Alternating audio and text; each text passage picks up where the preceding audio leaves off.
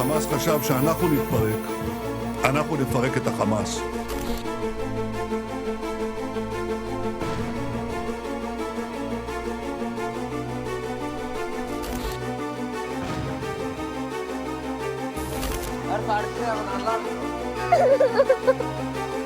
جنایات جنگی رژیم کودک Palestinian families in the vast majority are nothing.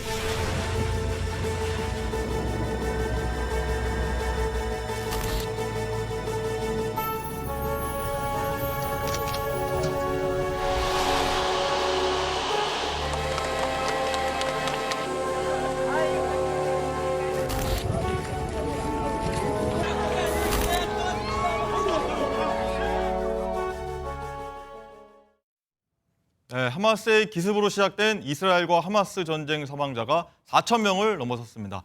여기에 이스라엘이 가자 지구에 지상군 투입을 예고하면서 그 피해 규모는 걷잡을 수 없이 커지는 것으로 보이는데 군사적 긴장이 최고조에 달한 중동 상황 전문가와 함께 이야기 나눠보도록 하겠습니다. 김수환 한국외대 중동 이슬람 전략모듈 교수 나오셨습니다. 어서 오십시오. 안녕하세요. 자, 먼저 피해 상황부터 한번 짚어주시죠. 네, 오늘 피해 상황이 4,100명이 넘었어요.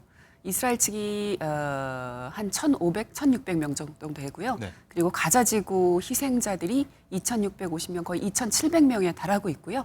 사망자만 그렇고 사상자, 즉 부상자는 가자지구만 9,600명이 네. 넘어서고 있습니다. 그래서 지금 지상군 투입하는 것이 임박했다라는 지금 긴박한 지금 상황입니다. 이스라엘이 이제 하마스의 본거지인 가자지구 북쪽의 가자 시티를 공격할 것으로 보이면서 팔레스타인 피난민들 남쪽으로 수십만 명이 좀 이동을 했지 않습니까? 그런데 맨 아래쪽 접경 통로 라파를 이집트가 봉쇄를 했습니다. 그래서 피난민들도 이제 오도 가도 못하는 그런 상황이 됐는데 이집트가 이걸 왜 막은 건가요? 말씀하신 대로 가자지구에서 지금 현재 출입을 가능한 데는 남부의 라파 지구거든요. 근데 네. 거기에 이제 이집트 시나이 반도와 이집트 국경과 맞닿아 있기 때문에 만약에 이 통로를 개방할 시에는 지금 남쪽으로 대피해간 많은 가자 주민들이 그 라파 통로를 통해서 이집트로 또 향하려고 많이 그쪽에 모여 있는 상황이에요. 네. 그런데 이집트는 지금 피해되니까요. 그렇죠. 지금 폐쇄돼 있는데 이집트가 이것을 개방하게 되면 이집트가 가뜩이나 지금 사회적으로 경제적으로 아주 안 좋은 상황이거든요. 이집트 내부 상황도. 그렇기 때문에 몰려드는 가자 주민들을 이집트가 감당해내기에는 굉장히 큰 부담으로 다가오고 있는 거죠. 뭐 어떤 부담으로 좀 자기 아무래도 경제적인 부담이 있죠. 이집트 가자 주민들이 아랍 같은 형제국이지만 네. 아무래도 본인들의 이집트의 경제 상황이 좋지 않거든요. 네. 그렇기 때문에 가자 주민들이 그 많은 가자 주민들이 이집트로 쏟아져 들어올 텐데 네. 그것을 과연 어떻게 처리할지, 어떻게 케어할지에 대한 부담은 분명히 있을 거고요. 아무래도 또 국제사회에서 토니 블렁컨 미국 국무장관이 최근에 또 이집트 대통령을 만나지 않았습니까? 그 자리에서 이집트 대통령이 이 국경, 라파 국경 검문소 그러면 개방하겠다. 그런데 조건이 외국인들과 이중국적자 그리고 국제 인도주의적인 어떤 구호 물품을 수송하는 그런 차량은 통과시키겠다라고 했는데 아직은 개방을 하지 않고 있는 상황입니다. 뭐 한다 만다 얘기가 있으면 임시 뭐 방벽을 세웠다는 얘기도 네, 있고 그렇습니다. 일단은 뭐 열겠다고 하는 외무부 네. 쪽 말도 있는 것 같고요. 일단은 가자지구는요 이스라엘이 6m 그리고 수십 미터 분리장벽을 쳐서요 뭐 내륙의 섬처럼 되어 있는데 물과 식량 그리고 연료를 모두 차단해서 지금 중세 시대로 돌아갔다 뭐 이런 얘기까지 나오고 있는데 인도주의 위기에 몰려서 일단 물을 공급하기로 했다고 하는데 뭐 이런 걸 더 풀어줘야 된다 이런 얘기 좀 많이 나올 것 그렇죠. 같아요. 사실 식수만 해도 너무나 턱없이 부족한 것이요.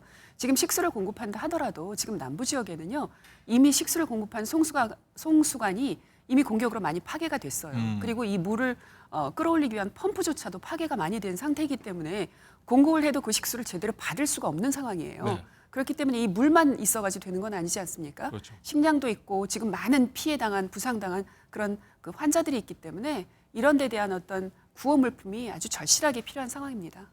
그렇군요.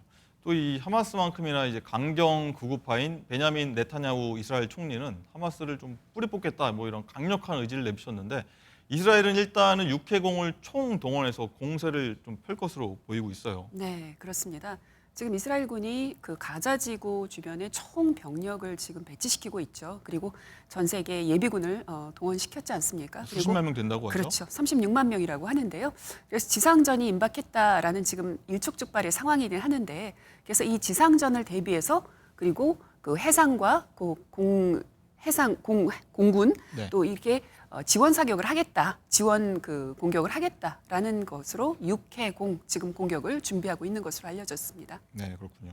또 이에 맞서서 하마스는요, 인질과 피난민들 그리고 수백, 수천 개가 된다고 하는 땅굴을 이용해서 아래로 해서 좀 저항할 거라 이런 얘기가 많이 나오고 있어요. 그렇죠. 이번에 지상전이 된다면 그것은 좁고 아주 촘촘한 그 옛날 건물, 네. 옛날 건물인 가자 지구의 어떤 지리학적인 어떤 지형적인 그 어려움과 이스라엘군이 직면해야 될 것이고요.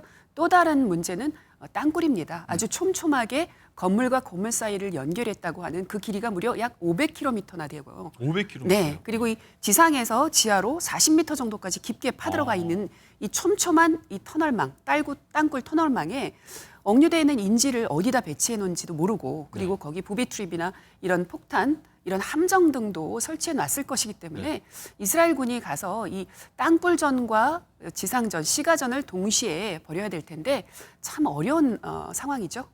이스라엘도 거기에 땅굴 그리고 좁은 시가지 이걸 대비해서 미사일도 굉장히 특이한 걸 좀 쏜다고 그러던데요. 그렇죠.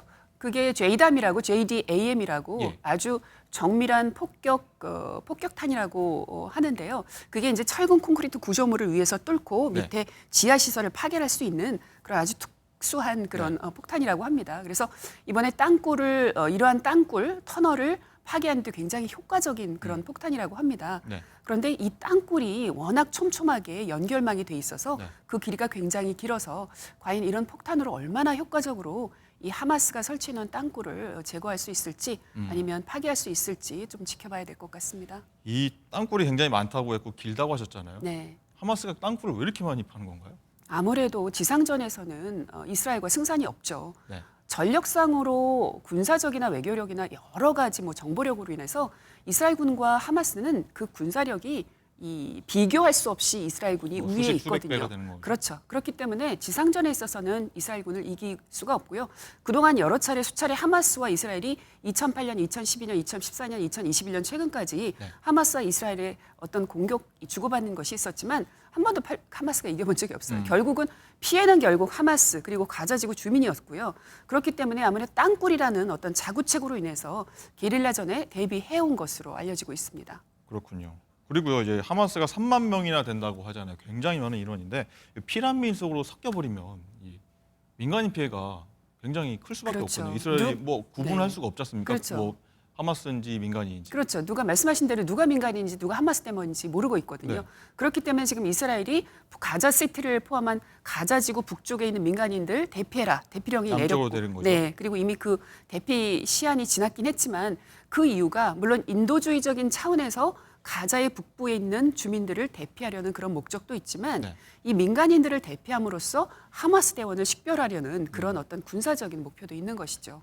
하마스 대원들이 일단은 민간인들을 좀 막고 있다는 얘기도 들고 볼모를 삼고 인질로 막고 있다는 얘기도 들어요. 네. 굉장히 쉽지 않은 상황인 것 같습니다. 그렇죠. 하마스 대원 입장으로 인해서는 어떻게 보면 참 이게 해서는 안 될 짓이지만 민간인들을 볼모로 잡고 민간인들 속에서 자기들이 작전을 수행해야 되고 그렇다면 민간인들이 있으면 아무래도 이스라엘이 쉽게 공격을 해오지 못할 것을 잘 알기에 민간인들이 남쪽으로 전부 대피하는 것을 원하지 않는 상태라 그것을 막고 있고요.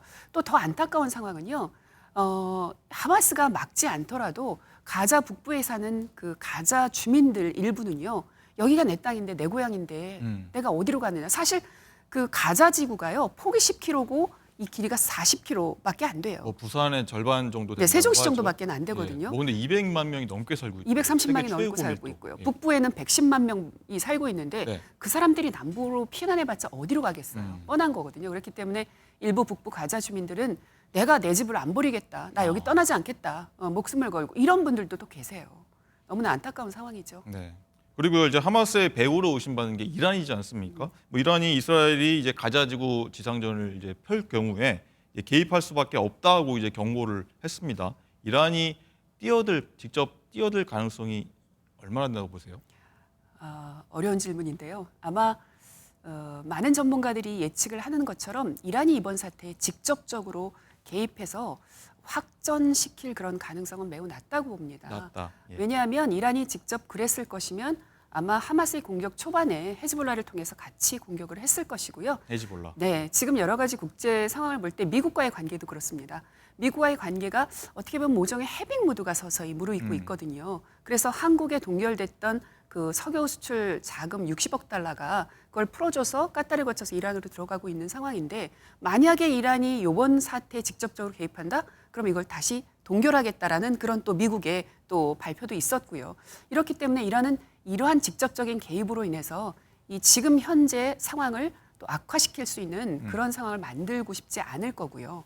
또 이란 같은 경우에 최근에 금년 3월에 중국의 그 중재로 사우디아라비아와 외교 관계를 수립을 했어요. 네. 정상화를 했어요.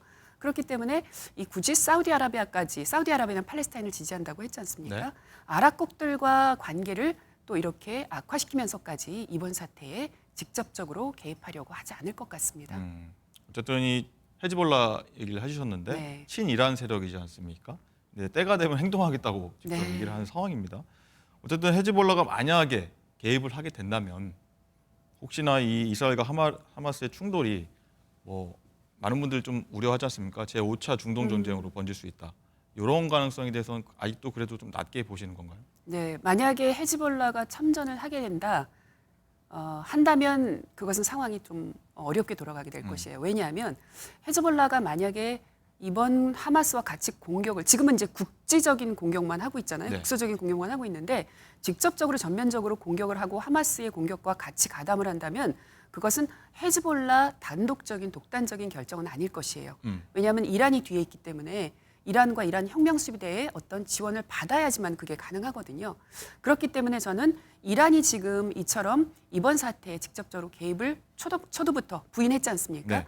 그래서 이번에 직접적으로 개입할 가능성이 낮기 때문에 역시 헤즈볼라도 지금은 뭐 이스라엘 북부에 있어서 아주 간헐적인 공격을 하고 있지만 그렇게 직접적으로 개입하지는 않을 것이다라고 생각을 하고 있습니다. 알겠습니다. 미국 얘기도 해보겠습니다. 미국이 지금 확전 막으려고 굉장히 분주하게 움직이고 그렇죠. 있고요.